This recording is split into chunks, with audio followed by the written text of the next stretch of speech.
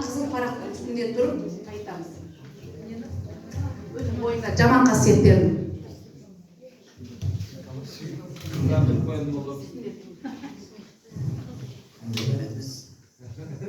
Еріншекті, жаман қасиеттер. Кейде дисциплинадан ауытқып кетуі, уақытымен істеуді, кешіктіріп қалу деген сияқты.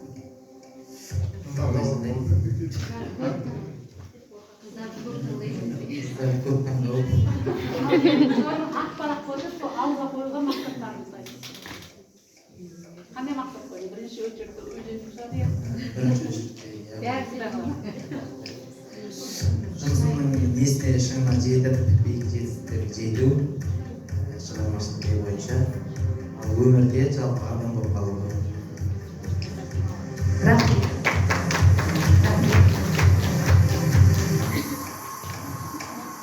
Рахмет. Осымен бүгін